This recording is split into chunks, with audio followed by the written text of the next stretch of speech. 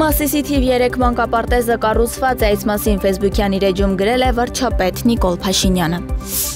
Արտաքին գործերի նախարար Արարատ Միրզոյանը հեռախոսազրույց է ունեցել Կանադայի արտաքին գործերի նախարար Անիտա Անանդի հետ։ Արարատ Միրզոյանը եւ Անիտա Անանդը մտքեր են փոխանակել տարածաշրջանային հարցերի շուրջ։ Նախարար Միրզոյանը ներկայացրել է Հայաստանի եւ Ադրբեջանի միջև հարաբերությունների կարգավորման գործընթացում վերջին զարգացումներն ընդգծելով երկու երկրների միջև միջպետական հարաբերությունների հաստատման եւ խաղաղության մասին համաձայնագրի կնքման կարեւորությունը Հարավային Կովկասի տարածաշրջանում կայուն խաղաղության համար։ Զրուցակիցներն անդրադարձ են կատարել Իրանում ստեղծված իրավիճակի հետևանքով Հայաստանի տարածքով երրորդ երկրների, այդ թվում Կանադայի քաղաքացիների տարհանման դեպքում Հայաստանի կառավարության կողմից ցուցաբերված մարդասիրական օժանդակությանը։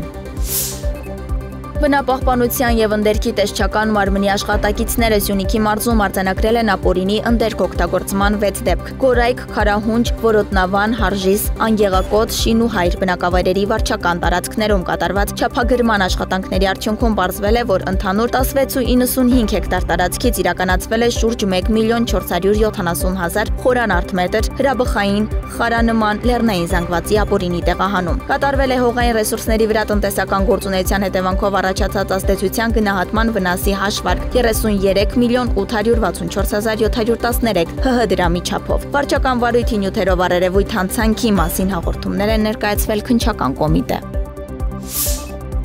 ԱՄՆ-ն դադարեցնում է Ուկրաինային Բայդենի ղեկավարման ժամանակ խոստացված որոշ զենիթային հրթիռների եւ այլ ճշգրիտ կառավարվող զինատեսակների մատակարարումը, պատճառը Պենտագոնի պաշարների չափազանց կրճատումն է։ Սպիտակ տան մամուլի քարտուղարի տեղակալի խոսքով որոշումը կայացվել է Ամերիկայի շահերը առաջնային դասելու համար, քանի որ պաշտպանության նախարարությունը վերանայում է երկրի ռազմական աջակցությունն ու օգնությունը աշխարհի այլ երկրներին։